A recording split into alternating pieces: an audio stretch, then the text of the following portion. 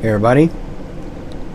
Considering the dwindling quality of consumer grade laptops for the past several years, you may oftentimes wonder, is there any sort of hope at all for consumer grade laptops? I mean, if you look on Computer Channel, you've probably seen numerous videos of me replacing, things like simple devices that rarely ever fail, such as, like for example, a Wi-Fi card in a Toshiba laptop. Replacing LCD displays because they get broken due to the really thin construction of the lid. Replacing motherboards because they crap out after about 2 or 3 years of service. Replacing, this miscellaneous things like keyboards because the cheap little keys pop loose and that kind of stuff. Here's a fine example of a laptop that's been in that situation. It's had 2 or 3 of those items. Well, actually, no, that was 4 items I mentioned. So 2 of 4 items. This thing has had an LCD display replaced. It's had the motherboard replaced. It hasn't had the keyboard replaced or the Wi-Fi card replaced, but yeah. Anyways, it's seen me numerous times due to various things. It's had the motherboard. The original motherboard failed back, I'd say 2 years ago. I reflowed it and it lasted about a month, so it came back again. That time I replaced the motherboard with a different one out of a different model computer, and it's been running pretty much fine. But the first reason it was here because I had to I had to replace the LCD, whatnot. So let's just get you a good look at this thing. This is this was the client's primary machine. They had 2 laptops, I believe, at the time. You can tell it's definitely had some use. It's been dropped at least one time. You can see right here. It's like, these Compaqs and HPs from about 2010 through 2012, well, later than that was some other models, they were just not designed to last. Well, heck, even, for example, let's say the DV6000s from like 2007 or so, they had mass failures of those due to the Northbridge chip overheating. This is the same or similar problem that this laptop had in its stock form. So, in about 2010 or so, consumer grade laptops started to take a downfall in regards to quality, even in regards to design quality. And especially when Windows 8 came out, things really took a turn for the worse. Screens, the lids were getting paper thin, keyboards were really flimsy. Even the whole construction of the laptop was just so flimsy. And I'd say Toshiba tops the list of the crappiest laptops of the past few years. Toshiba, for example, back in 2010, they still put out decent laptops, but I've seen quite a few Toshibas from recent years, especially from the Windows 8 era, where machines were so, construction was so poor that screens like broke loose from the laptop, and just all sorts of crazy things happened. So, and back to what I was saying, this is a prime example of, some of the awful quality HP Compaq laptops that were released during that time. This texture, which it may look okay, but it does not belong on a touchpad. This thing has a very poor quality touchpad. Now let's take a look at something else here. These keys, the keys on the keyboard, they're really, really thin. I mean, just look at, for example, the delete key. You see how easily I can wiggle that back and forth? Or the pause key. Just really, really cheap design. Keys are just begging to get popped loose from this thing. So anyways, that's an example of the quality of the keyboard on this thing. Surprisingly, this thing has not had any keys break, but I've had to replace several keyboards on cheap-end consumer-grade laptops like this. Okay, let's look at the lid. You can see the lid is it bounces quite a bit and it's so flimsy that it like wiggles back and forth when I do this with it. Now, as I mentioned, this thing is on its second LCD display. It's already been replaced one time due to it getting cracked due to no reinforcement. And see, the thing about these newer consumer grade laptops is the LCD panel is the lid's, I guess you can say, reinforcement. It's what constructs the lid overall. I mean, you had these really thin pieces of plastic that go around the lid itself, and that's practically it. And this is why, you know, I'd have to be very careful when messing with lids on these things. I want you guys to see something. You know, as I mentioned, I replaced the motherboard in this thing with one from a different model. I just so happened to get an HP G7 II notebook in for parts. Motherboard was still good, but the rest of the laptop had practically just fallen apart due to poor construction quality. I mean, the G7 II is a slightly better variant of this thing, but had the same exact design on the palm rest, same paper thin, well, not paper thin, but really thin plastic, same very thin LCD lid, you know, that kind of stuff. The LCD itself is, you know, decent quality for an LCD display, but an LCD display should not be designed to, you know, be the overall construction of a lid. There should be some, you know, like a back plate behind it, some, you know, good reinforcement around the lid itself to strengthen it and sort of protect the LCD in a way.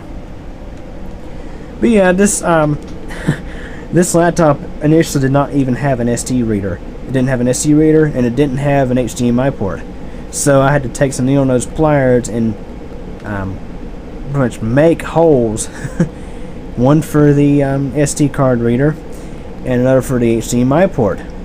This thing went from a cheap-end AMD Athlon 2 dual-core with the infamous overheating chipset issue to a Intel i3, and it hasn't had any more issues with motherboards ever since then. But seriously, the thing was like 2 or 3 years old when the motherboard failed. That is absolutely ridiculous. And, you know, considering the cost of laptops, this is probably a $300 laptop, I'd assume, being a basic end machine. Even if you pay that kind of money, you still would expect at least 4 to 6 years of reliable service out of the computer. You know, you can look back at videos of, for example, my Dell Inspiron 1525. That's a 2008 model laptop. And I'm about to show you guys a different Dell. Here's the moment. You can see overall this thing is not designed to last. I mean, when I push up on it, you can actually see how the lid itself is so flimsy, it's under stress. And I have to carefully push it up. You know, LCDs don't like being flexed and things like that. You know, if you flex them too far, they crack. And that's why I've had to replace so many LCDs and laptops in recent years, because of the crappy quality of the lids. You know, I don't recall ever having to replace an LCD in a business class machine. I mean, they do get cracked as well. I mean, any laptop is subject to mess a screen up, but I've had to do it much more commonly in consumer grade laptops than I have in business grade machines, put it that way. So the thing that I've been wondering for quite a while is, does anybody even make a decent quality consumer grade laptop anymore?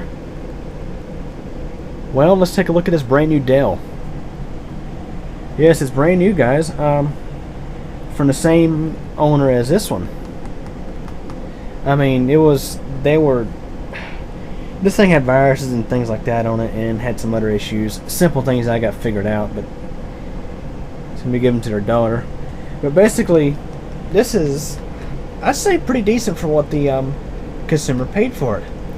They got on sale for, I think, $300 or so, something like that. It's a Dell Inspiron 5000 series touchscreen laptop. It's pretty well loaded for what it is.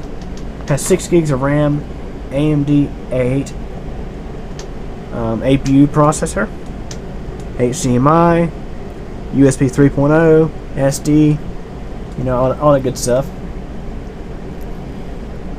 Even, you know, if I mentioned already, it has a touchscreen.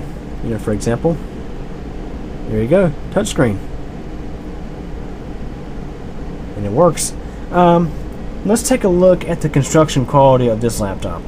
I mean, obviously, a video can only do such justice on this. I mean, I can just tell by just feeling the design of this one that this one here is much more rugged. The plastic is much thicker. It feels a lot more durable. I personally like this design better. We have a very smooth, very flat and very smooth trackpad versus this. I mean, that's awful. Very decent trackpad.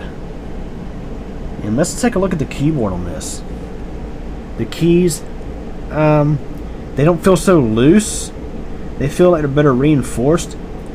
They would be a lot harder to catch on something and break. I mean, if you look back at this, you can see how it wouldn't take nothing for something to catch any of these keys and cause them to rip out and be broken off.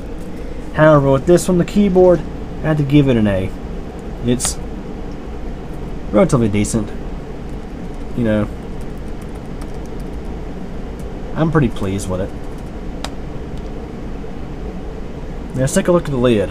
Now this is a touchscreen laptop, so usually the lids are a little bit better quality, but I mean this lid is, although it may not be as good a quality as my 1525, it does seem like it's pretty decent. I have to say, I think Dell has improved a little bit. They're heading back in the right direction. I have to give them that. The laptop speakers, for example, they don't sound like you're about to blow them up if you're playing some music. They don't sound distorted when they play sounds or things like that.